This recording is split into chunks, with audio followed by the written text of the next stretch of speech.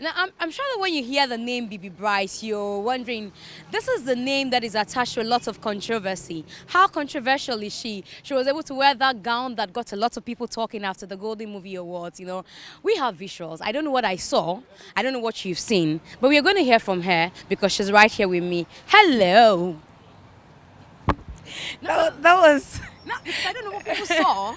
I know. Uh-huh. What did they see? I don't know what they saw. That's why I'm saying you are here, so you're going to tell us what exactly happened that day. I loved my dress by Uh-huh. Sima Bro. I believe she made the gown just for me. And she would say that, Bibi, I don't want anyone to rock this gown but you. I don't know why she said that, but for some reason, when designers are making clothes, it's like when you're writing a script, you already see the body in it. So she felt I was made for that dress. So she made that dress and I rocked it. And some Ghanaians had a problem with it. Some didn't have a problem with it. I guess it's their fashion sense. But it means that Sima just sat down and imagined you and did that dress. But a lot of people who said that you must have had an input. Funny enough, it never went down like that. Like, we had a different plan altogether, a different style altogether. Sima said, no, I have this dress that I've been always wanted to do it for you. And I'm like, oh, let me see it. Then she sent me the illustration. I'm like, whoa, I love it. The gown was everything. If it was back in the States, some like, oh my God, I love your gown, but this is Africa. I understand we have cultural values and all that. And we have different fashion senses. So some people were like, oh my God, she rocked it. It's a nice gown. It's perfect. And some others were like, no, she's naked, blah, blah, and all that. But I loved my gown. Straight question to you.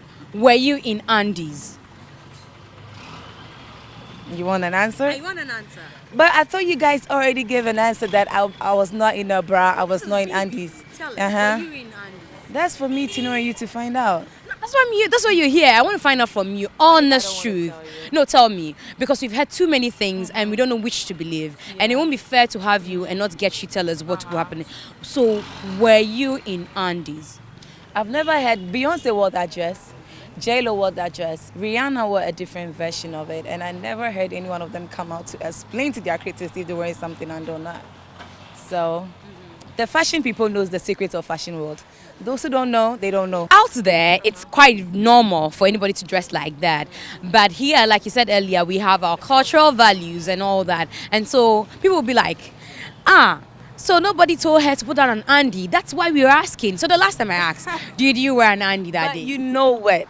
If I had worn that with a normal girl Andes, you guys will come out and be like, Bibi Bright wore this with her Andy showing. Oh, you're Krasini, she's a village and that.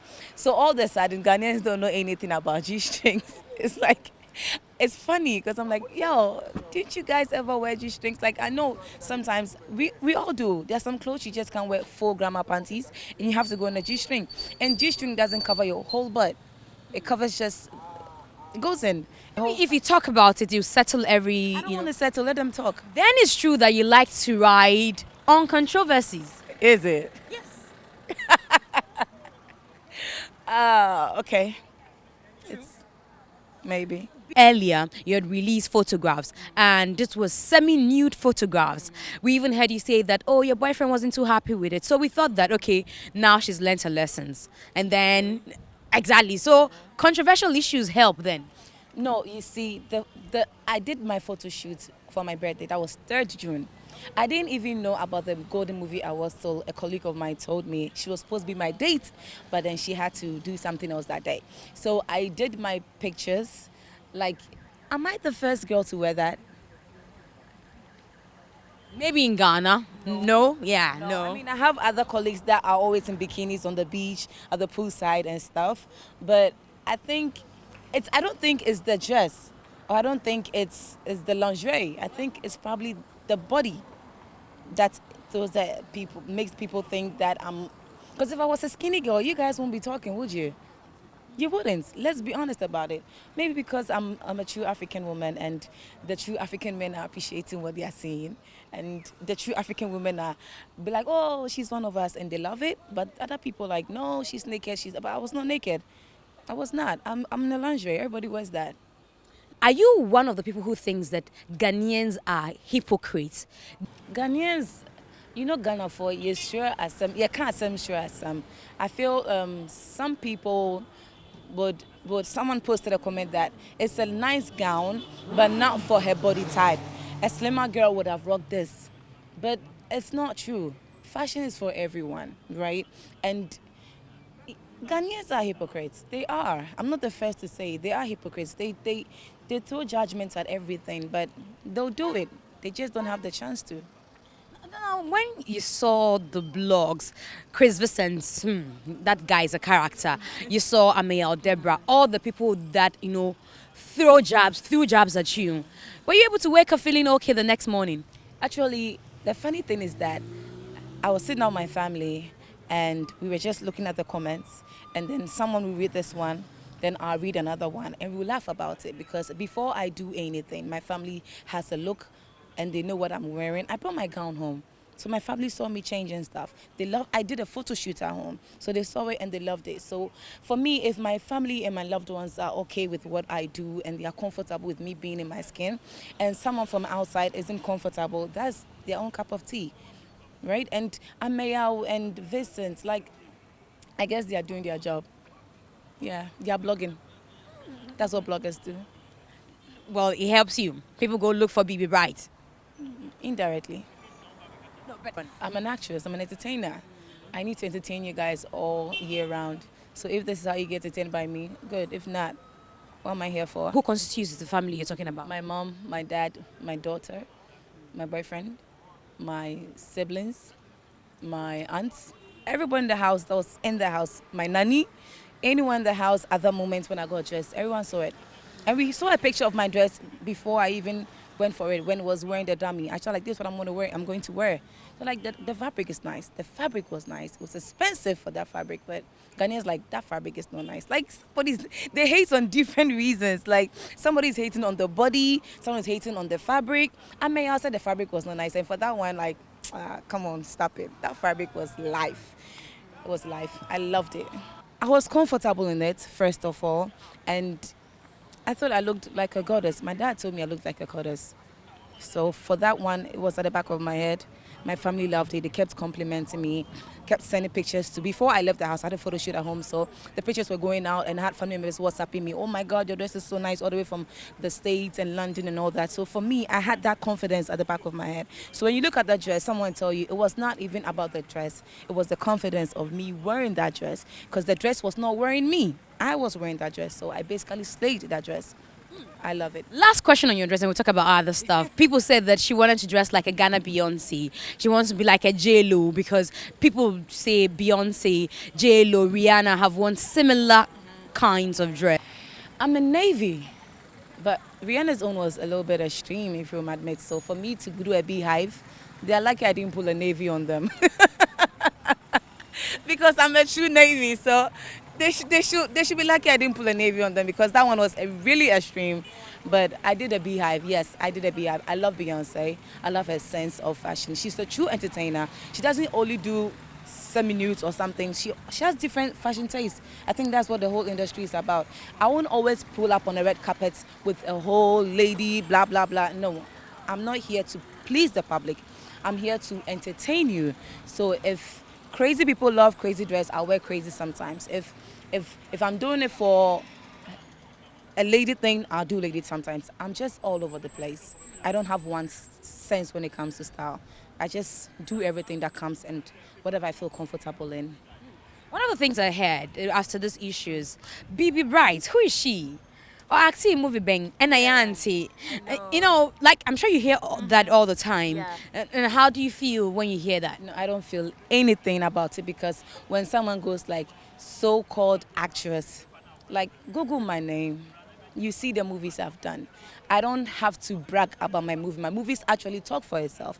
And to call me, I'm yet to hear someone in the industry say she's a terrible actress. I've not heard that so far. So I keep growing. So I feel for that, if you're going to criticize me on my career, then you don't have your facts right. Do something else and let's be like, yeah, you're right. But when it comes to my career, everyone that knows me knows I put in 100% when it comes to my career. When you call me, someone goes like, she has no talent, but then I produce, then I write, then I rap, I sing, I act.